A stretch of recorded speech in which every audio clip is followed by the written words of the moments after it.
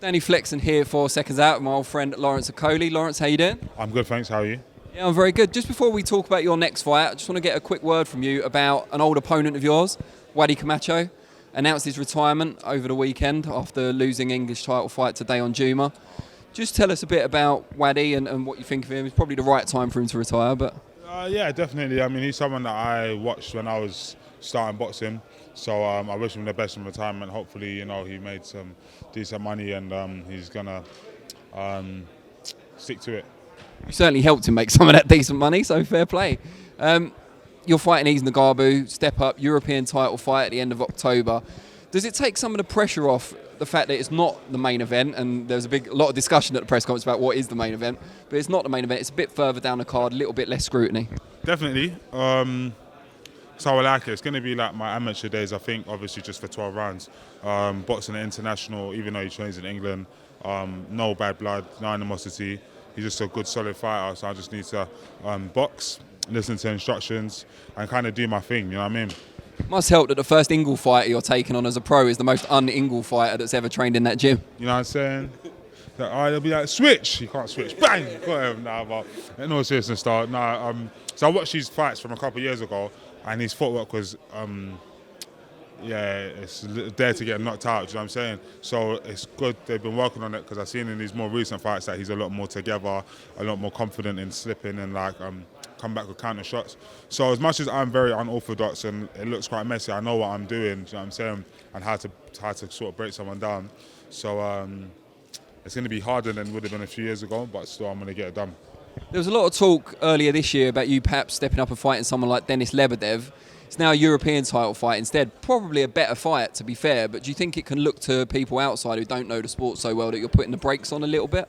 No, because ultimately I'm British champion now, Commonwealth champion, WBA continental champion.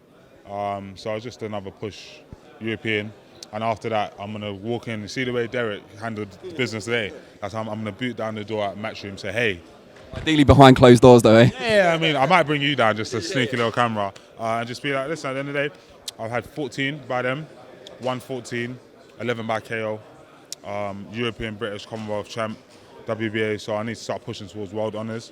I want to win a world title. In my opinion, what I would like, as opposed to my opinion, is to win a world title before the next Olympics. Do you know when they start? I think it's August, is it? Oh no, hold on, No, it's the World Cup that's later in the year, isn't it? So yeah, it's still summer, yeah, so I guess July, August, or is it too soon? Might be tight. October, depends how serious everyone is. Because there's vacant belts, so, you know what I'm saying? It's good to have a target either way. You've been with Shane McGuigan for a little while now. What were the main things that you feel you've improved on during your time together? My athleticism, or using it more effectively. So I'm obviously a naturally big guy. Hadn't noticed. I naturally hit hard, but I'm just not that accurate, if that makes sense. So I kind of not even want to say accurate, I kind of, watching my old fights, I'm just in there kind of just doing, knowing that I'm going to win somehow, as opposed to having a structure, like throw the jab here, set this shot up, set that shot up. So of late, I've been getting a lot more relaxed, figuring out what I'm going to do, and also being a lot more clinical with the shots, because ultimately, I'm a cruiserweight, so I don't need to know how to throw 200 punches in a round and doing crazy combinations. And do you know what I mean? It's good to get fit, okay, work. But when it comes to time to spar, time to fight, it's meaningful one shot. So a guy like this, he's going to come game, he's going to believe in himself, and I need to take that out of him. So I look forward to it. How much of a boost is it for you training around other world-class fighters, particularly Luke Campbell, who recently fought Lomachenko, and Josh Taylor, who is, sorry Derek, but is the main event at the end of October? No, it's new for me, do you know what I mean? Obviously, when I first got on the Great Britain team, let me get this right. When I was an amateur, I was around people who were good in the gym, or what I thought was good for the level I was at, and it pushed me to get to that level. Then I moved club, Repton, pushed me to get to the top there.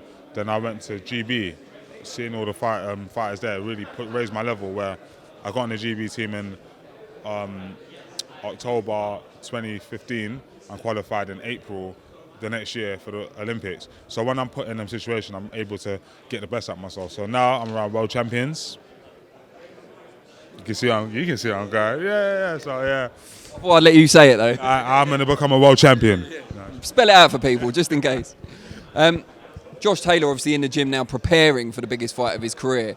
Is that a boost in itself as well, that you're training alongside someone who's got similar goals to yourself, or maybe, and yeah, training really hard for that big fight while you are? Yeah, on the same day. Hopefully I can motivate him too. The other day, we finished our training. Do you know what I did? I went outside. We all stay in the same house. Went outside to the back garden. I set up some cones and I started shadow boxing. And it was loud and it was aggressive. I wanted some attention. And Josh Taylor saw me and I got it. So yeah, that motivated him as well. Did he join you, or did he just watch? Yeah, but he's going to start joining me on these afternoon. Yes. Who actually stays there? You, Josh, who else? So all of the boxers on this McGuigan stable now stay there, do you know what I'm saying? Like full-time during camp? Yeah. So that's a new thing we just started, but yeah. What's that been like? It's been cool. There's boundaries, but it's still fun, do you know what I'm saying? What a boundary. I don't want to say how, but yeah, there's boundaries. Everyone's good. We all have a good time. I'm happy because obviously I'm the latest member, and they've accepted me. I've accepted them. Some of them have even started listening to rap music. Yeah, Shane McGuigan the other day in the gym, he put on Afrobeats.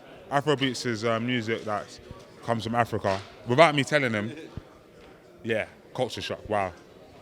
Has it gone the other way though? Have you been taking in any of their culture? A little bit. I can't say. Let me be careful.